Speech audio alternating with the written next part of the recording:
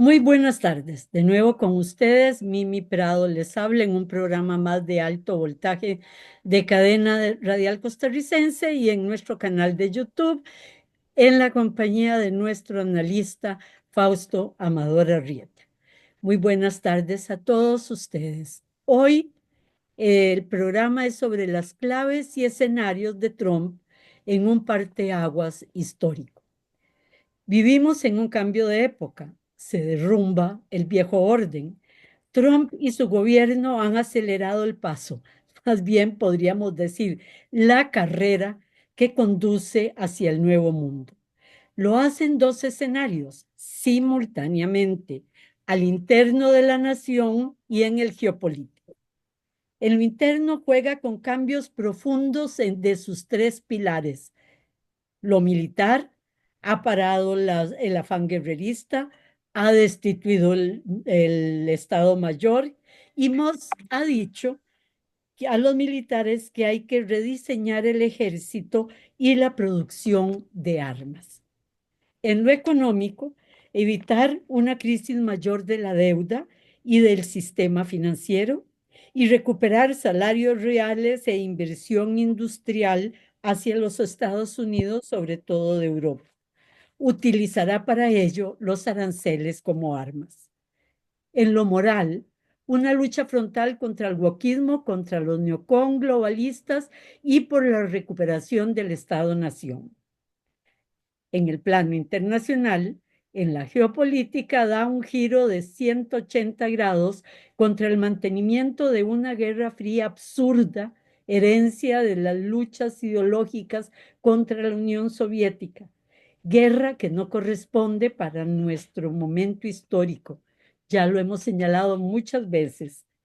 Guerra que sostiene un aparato ya no defensivo, sino ofensivo, que es la OTAN, la Alianza Estratégica Transatlántica, que se convirtió en ofensivo al apoyar el montón de guerras innecesarias en los años pasados.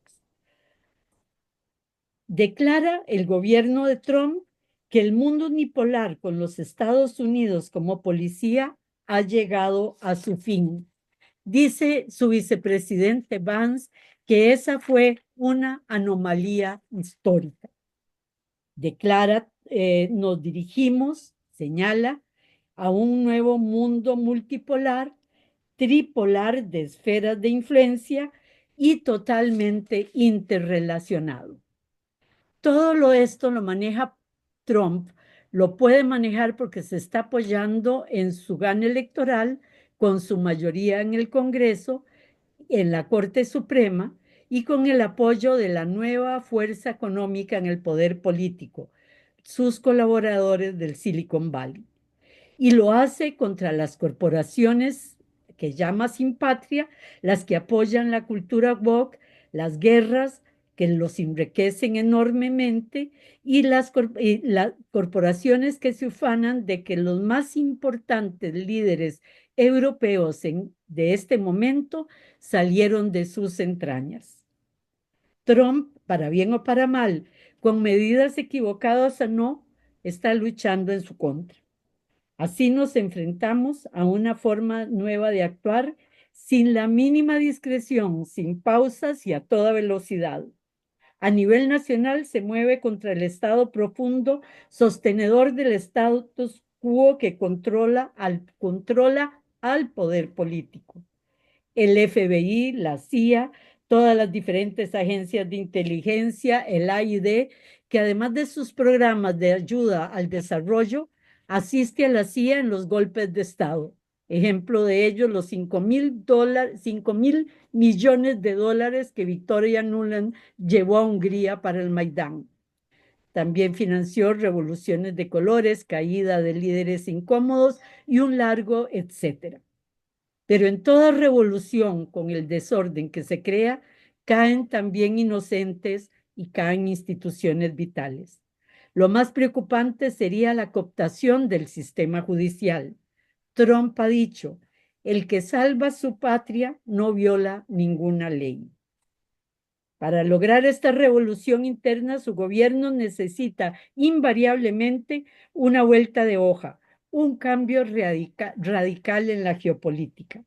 Solo así logrará un desarrollo económico para la nación.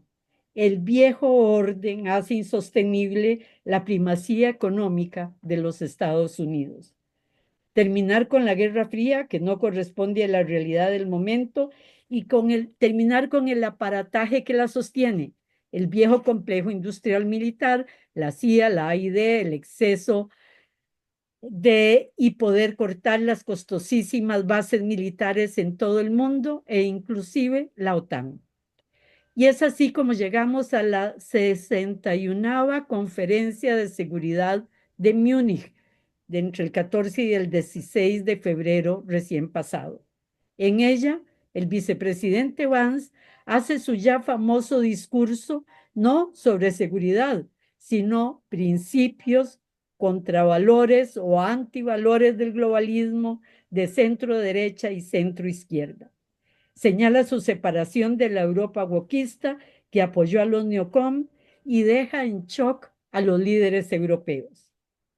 A partir de acá se precipita el cambio en la política exterior de Estados Unidos que manejó por décadas. Trump llama a Putin, hablan 90 minutos. Después de eso, Trump pide el fin de la guerra de Ucrania en 3 semanas. No más armas, no más ayuda a Ucrania.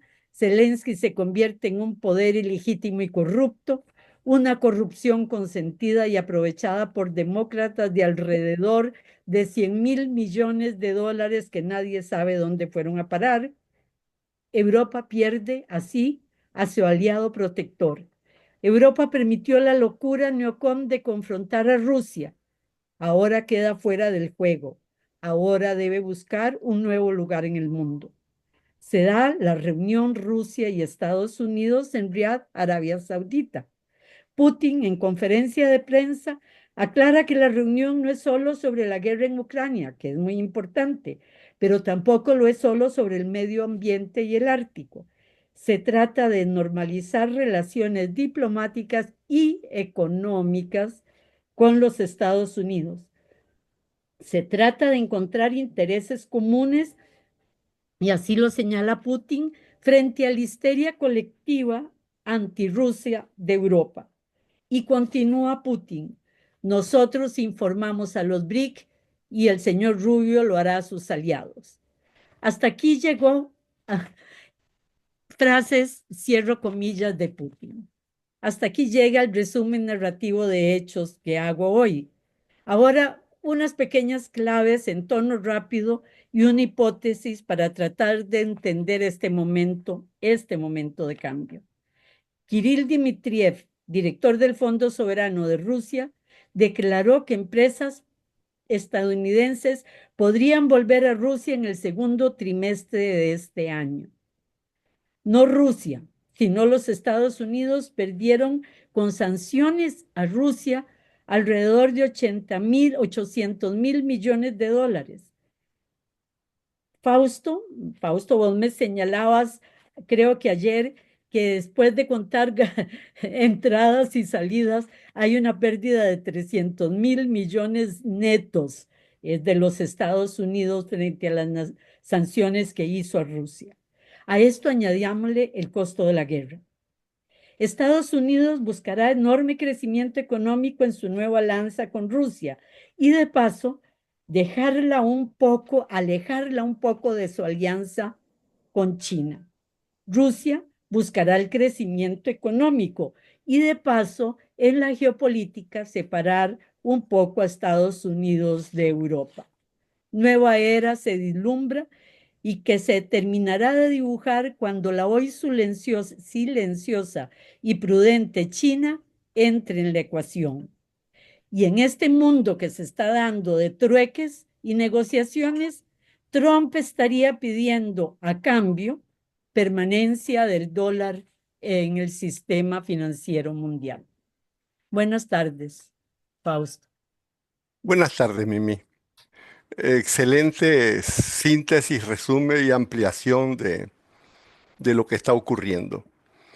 El aspecto más destacado del primer mes de gobierno de Trump es la vorágine incesante de sus iniciativas disruptivas. En un abordaje rápido, ejecutivo y tumultuoso, Trump arrancó con un tsunami de decretos presidenciales de muchísimos temas, tanto de política internacional como de política doméstica. Y aunque la atención de la prensa internacional fue capturada por el vuelco de posición de Estados Unidos con relación a Rusia, la guerra de Ucrania, la Unión Europea y la OTAN, no menos importantes han sido sus iniciativas de política interna. En pocas palabras, el primer mes de gobierno de Trump se ha caracterizado por una voluntad manifiesta de imprimir un cambio radical a todas las políticas internas y externas de Estados Unidos. Como lo señalamos desde noviembre del año pasado, justo después de su triunfo electoral, el electorado le dio a Trump una formidable fuerza de representación política. Habiendo ganado la presidencia en el colegio electoral, en el voto popular, con dominio de las dos cámaras del legislativo y con una Corte Suprema que él mismo había nombrado, recibió un mandato de tal pujanza que ahora él puede tratar de voltear al sistema como un calcetín. Y así lo entiende. Yo me tragué enterito el discurso de Trump en la conferencia de acción política conservadora de la semana pasada. Y ahí él así lo entendía. Ahí Trump decía, y lo cito textualmente de la transcripción que fue publicada. Dice, el pueblo nos dio un mandato contundente, resounding, dice, para que hagamos un cambio dramatic change, dice, y radical en Washington. Y nos dio la fuerza para hacerlo. Y vamos a usar ese poder que nos dio el pueblo. Efectivamente, no es un momento cualquiera cuando Trump llega al poder. Desde hace tiempo habíamos hablado nosotros del Zeitenwende, del cambio de época. Y bueno, aquí viene más rápido de lo que pensamos. Muchos factores, tanto en Estados Unidos como en el mundo, apuntaban en esa dirección y se articulaban todavía más eh, en la antesala de la llegada de Trump. Y bueno, con la llegada de Trump, todo se acelera, como vos muy bien lo dijiste.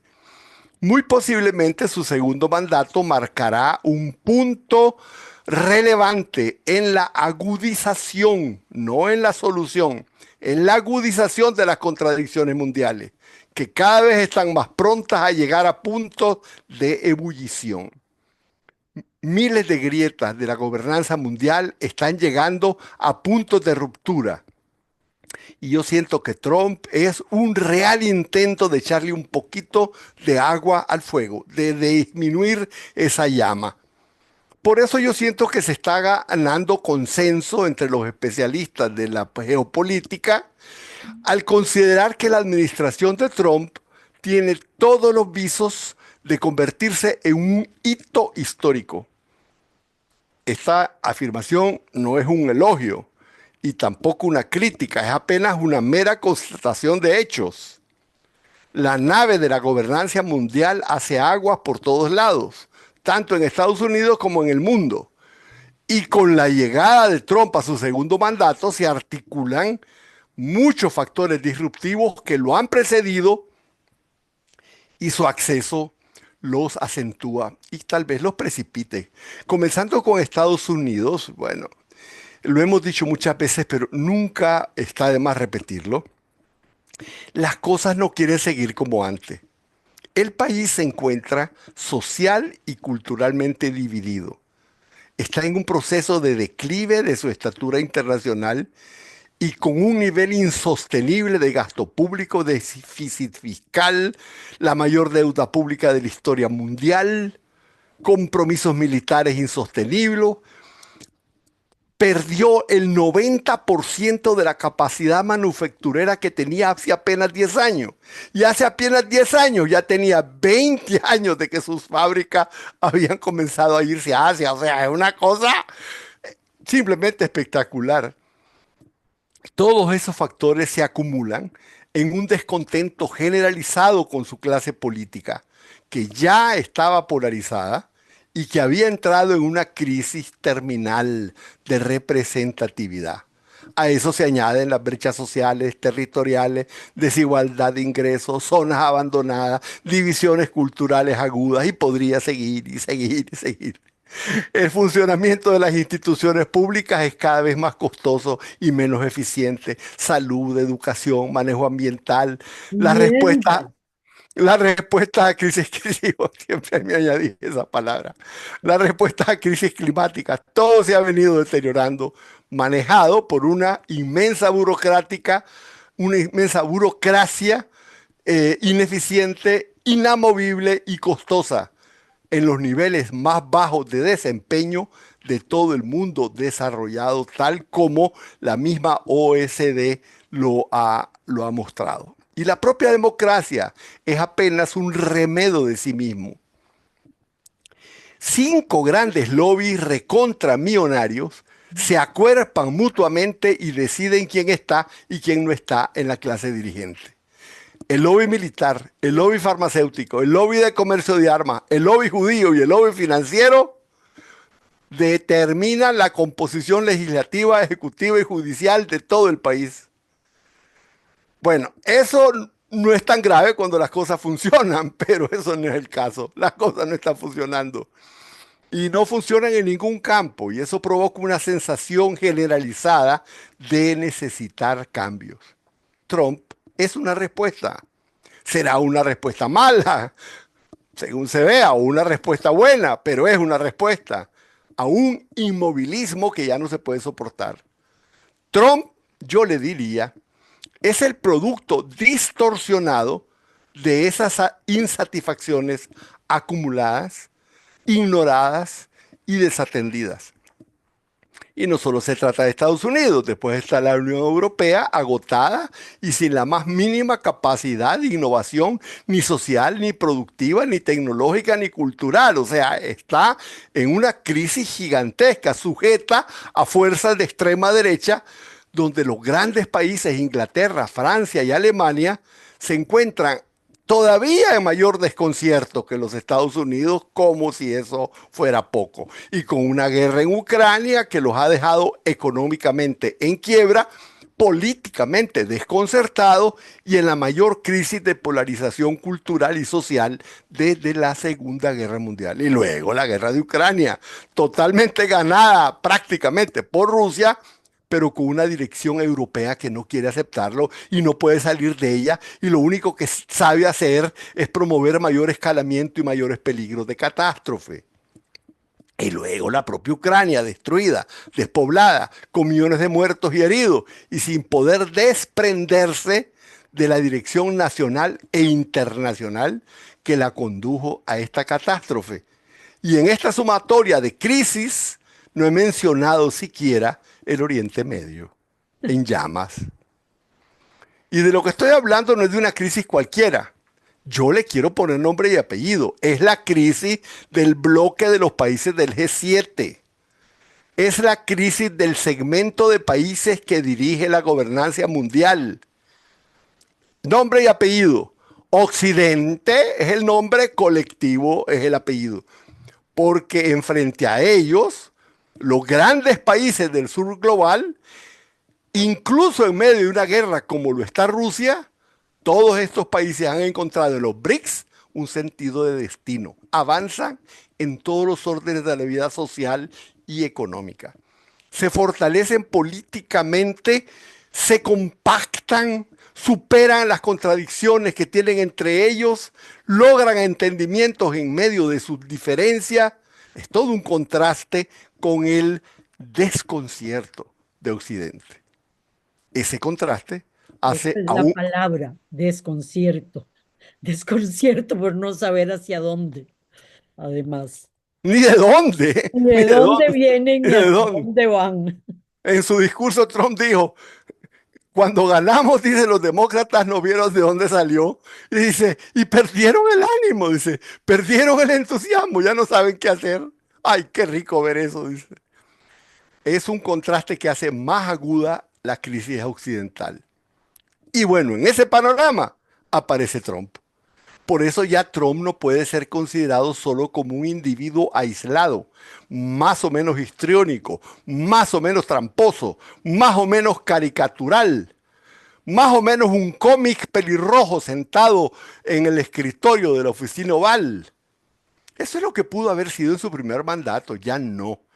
En estos 4 años, Biden llevó al mundo al borde del precipicio. Por eso, en estos últimos 4 años, muchos sectores han tenido tiempo de convertir la figura de Trump en lo que en sociología política se llama el personaje probable. Es decir, aquel que aparece en el vacío de una necesidad.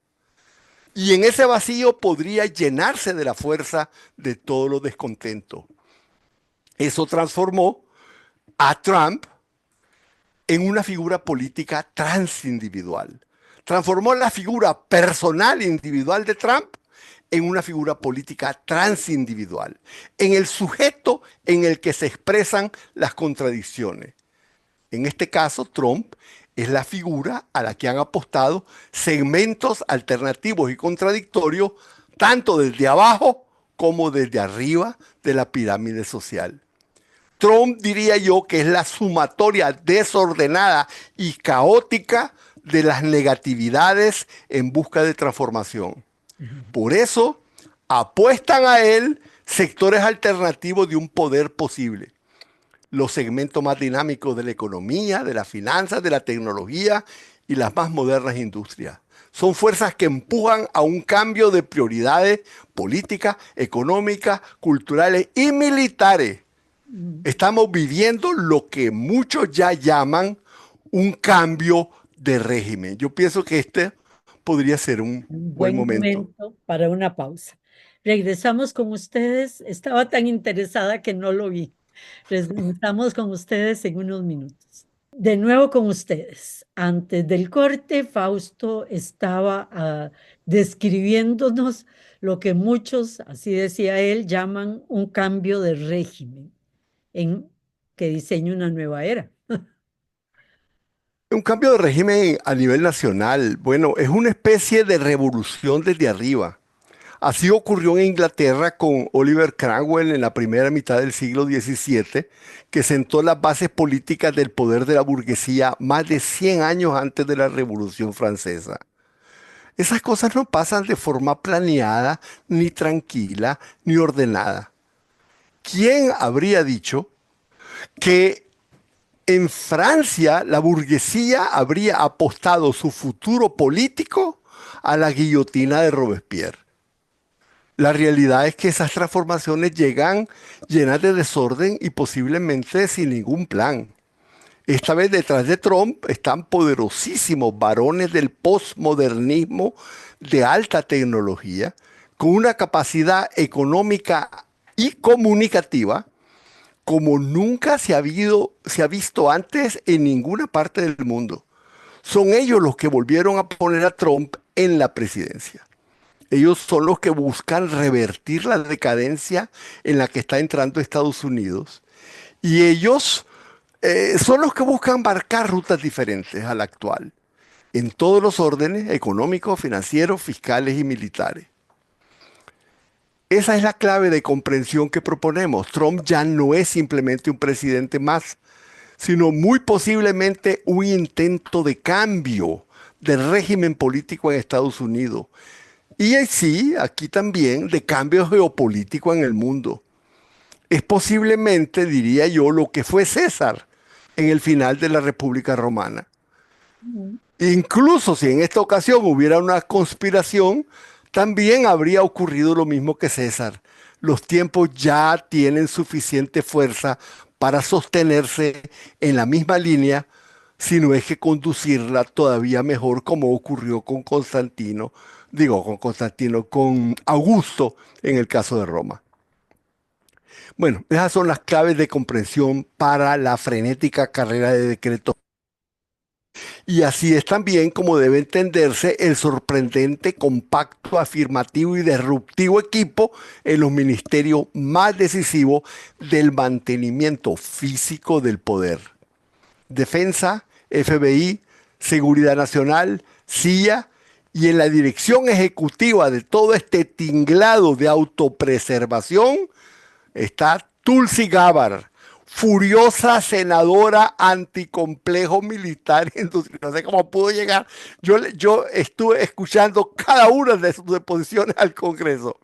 Defensora nada menos que de Snowden, el que reveló los secretos más oscuros y sucios del poder de vigilancia del Estado y que ahora vive en Moscú. Tulsi Gabbard fue puesta a dirigir el nuevo Directorio de Inteligencia Nacional y es ella la que va a supervisar 18 agencias de inteligencia, entre ellas la CIA, el FBI, la Agencia de Seguridad Nacional y en particular, ahí están, pero entre todas me llamó la atención una formidable y poco conocida National Reconnaissance Office, es decir, la Oficina Nacional de Reconocimiento que controla todo el sistema de vigilancia y reconocimiento facial, espacial, electrónico, cibernético y de comunicaciones digitales y telefónicas de los Estados Unidos. Es decir, dirigirá un equipo compacto y coherente en el aspecto esencial para la supervivencia del gobierno. Porque su principal misión, pienso yo, debe ser prevenir un atentado contra el presidente. Todo este equipo y muchos otros miembros del gabinete comparten un profundo repudio al poder ineficiente, atrasado y dilapidador de las empresas tradicionales de complejo militar e industrial y quieren desmantelarlo para fundar uno nuevo basado en la alta tecnología cibernética y aeroespacial. Y también para eso sirvió la guerra de Ucrania, porque vieron ahí como Rusia los había superado absolutamente en todo.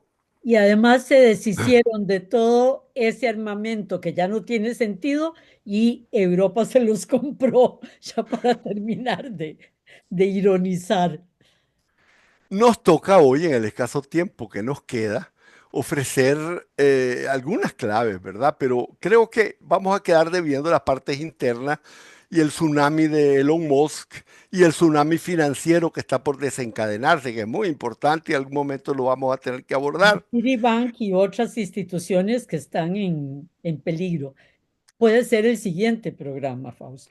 Yo haría el siguiente programa sobre las elecciones en Alemania, pero nos concentraremos por lo menos en relación con la guerra de Ucrania. Desde ahí intentaremos perfilar el bosquejo de cambios geopolíticos que se pueden intuir con la llegada de Trump. Y digo Alemania porque está en el corazón de las transformaciones que están teniendo lugar. Bueno, todo comenzó el 12 de febrero.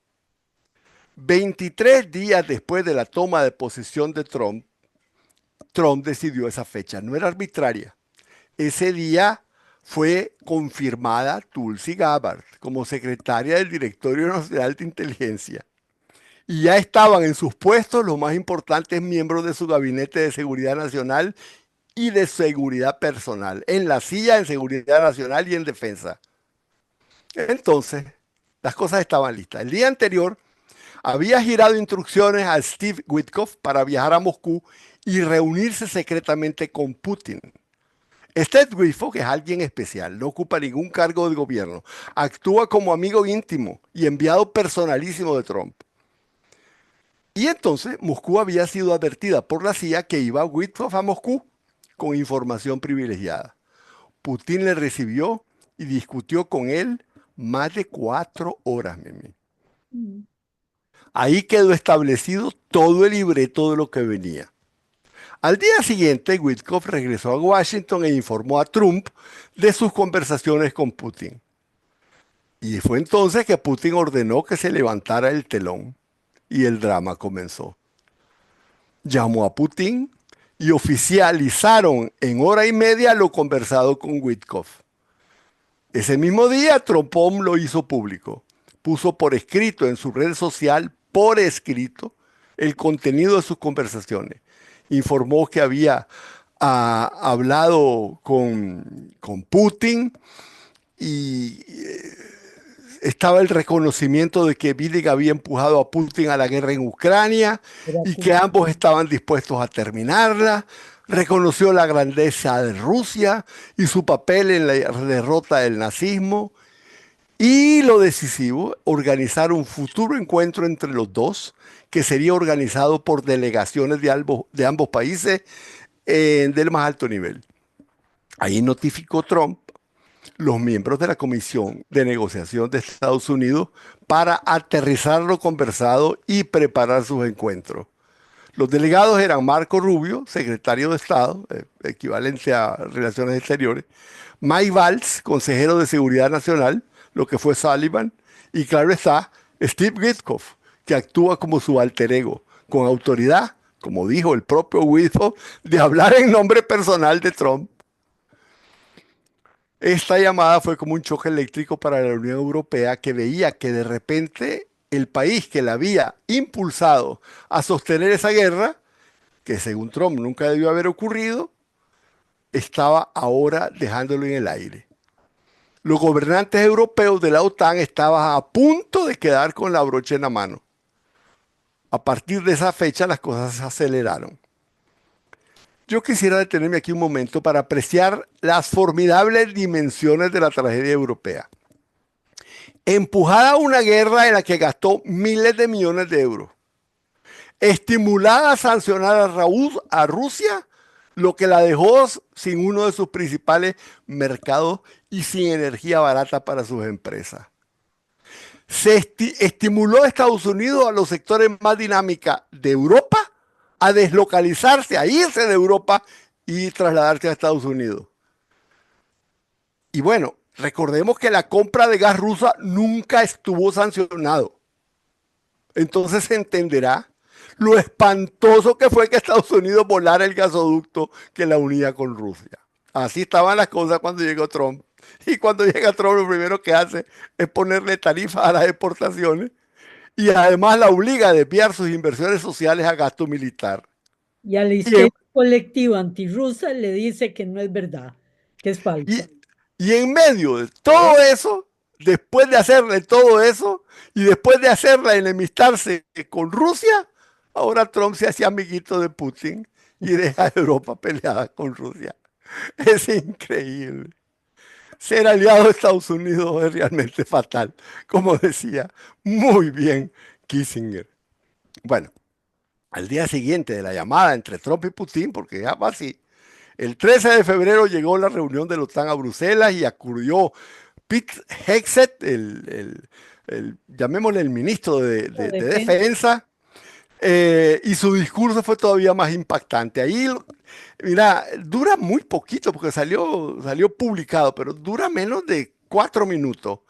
Había que terminar la guerra, que la futura pertenencia de Ucrania a la OTAN estaba excluida, que era poco realista esperar que la OTAN recuperara su territorio, que alimentar esa fantasía solo podía conducir a mayores muertes, que el cumplimiento ruso de los acuerdos de paz no estaría bajo el respaldo protector de Estados Unidos, que Europa debía aumentar su contribución al 5%, y luego les dijo que Que Europa no no, intervenía en caso de que siguieran el conflicto con Rusia. El artículo 5 no funcionaba. O sea, Estados eso es. Unidos no defendería a Europa.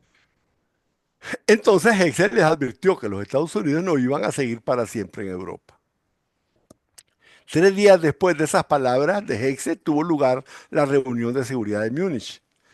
Desde días atrás se había anunciado en todos lados que esa reunión Estados Unidos expondría su plan de paz y había una enorme expectativa. ¿Cuál será?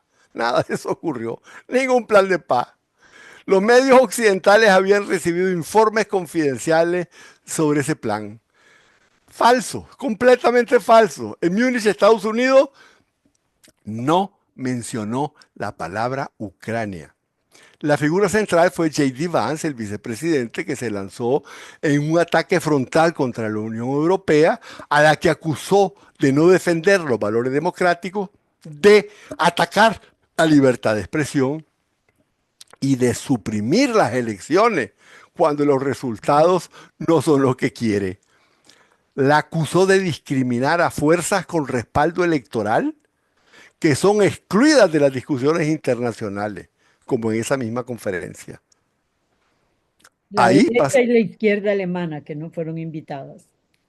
luego tuvieron lugar dos encuentros de altísimo nivel entre delegaciones de Estados Unidos y de Rusia en Arabia Saudita. El lugar parecería extraño, pero la realidad es que todos entienden que lo que está en juego no es apagar un incendio y alimentar otro incendio.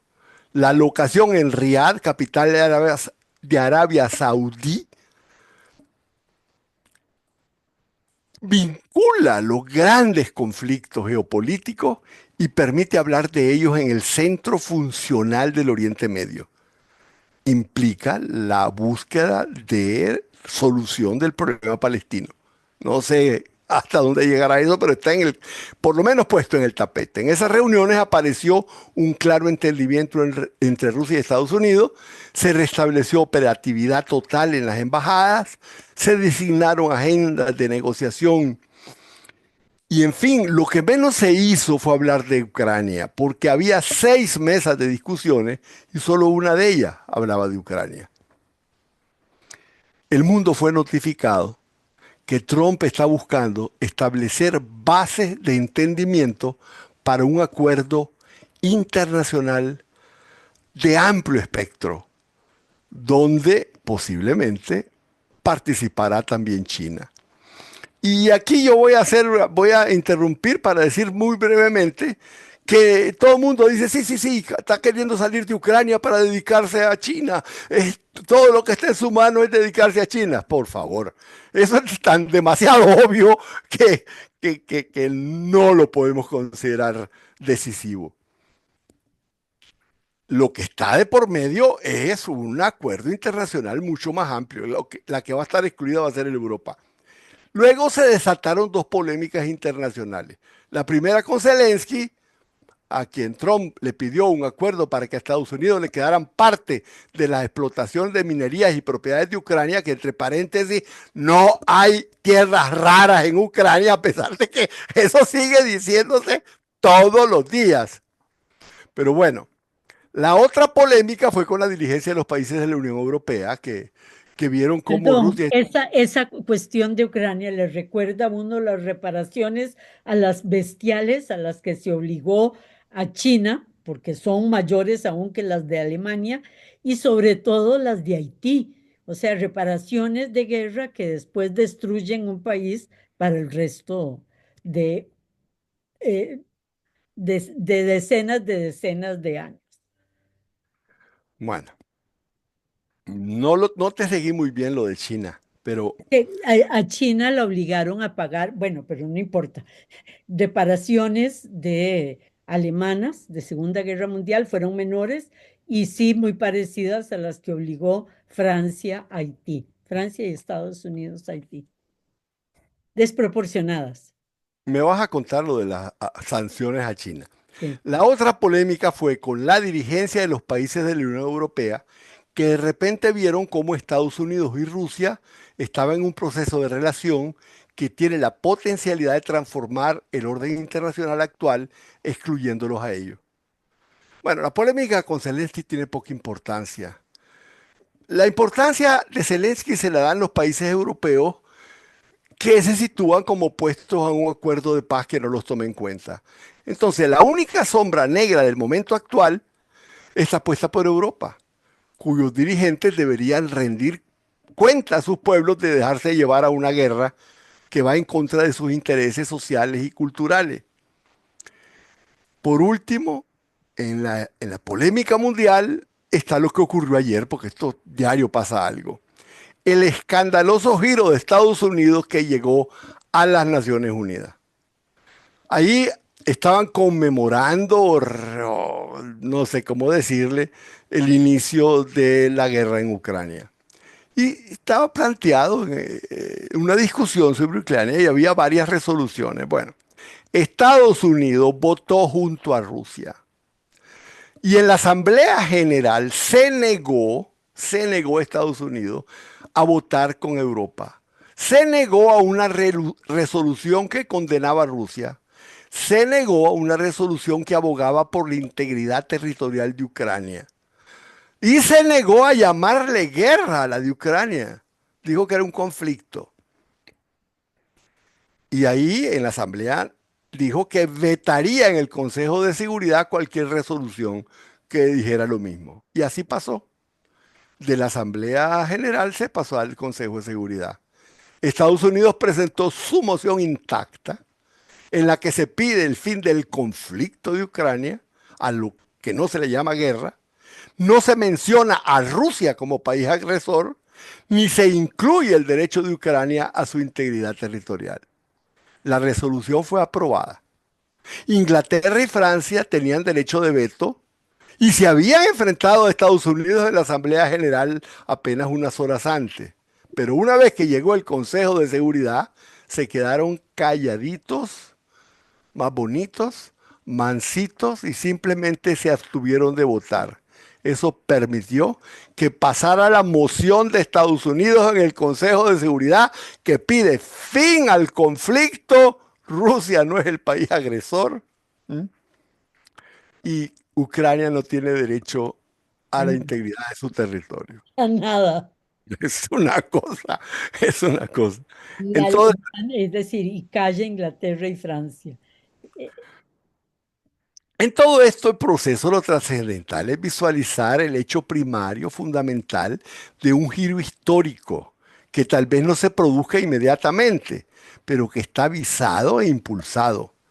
Ese giro va a implicar cambios muy significativos en los organismos multilaterales, en el equilibrio geopolítico, en materia comercial y económica y en las posibilidades también de un entorno para la resolución pacífica de conflictos que a lo mejor en algún momento implique una transformación de los organismos, de todos los organismos multilaterales, incluso las Naciones Unidas y el Consejo de Seguridad.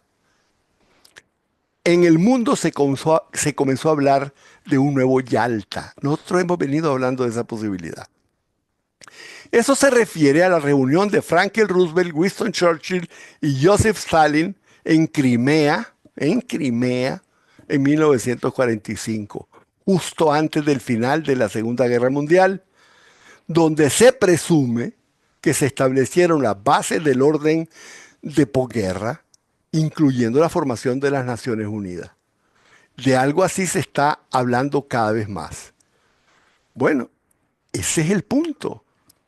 Ese es el punto de la situación actual. y en eso Trump brillante, porque Yalta era de tres ganadores. Aquí hay un perdedor de la guerra, que es Estados Unidos, pero dando la vuelta que dio, dejó de ser perdedor y se convierte en ganador junto con Rusia. Y lo más interesante es que en Yalta no estuvo Francia, porque los Estados Unidos se opusieron a que estuviera Francia, que dijo había colaborado con Hitler. Incluso en el Consejo de Seguridad no iba a estar Francia. Estuvo porque lo puso la Unión Soviética. Fue moción de la Unión Soviética que entrara. Por eso, en estos momentos, Rusia siente que Francia es una auténtica traidora. No sé cómo Junto estamos de tiempo. creo es que se me tapó la condición del tiempo en la computadora, no lo puedo ver. A mí también. Entonces damos casi por un hecho que estamos en tiempo y agradecemos a ustedes la compañía del día de hoy. Muchísimas gracias, Fausto, y a todos ustedes. Les recordamos, pongan un like y inscríbanse al canal. Las dos cosas nos ayudan muchísimo a llegar a muchas más personas. Muy buenas tardes. Buenas tardes, Mimi.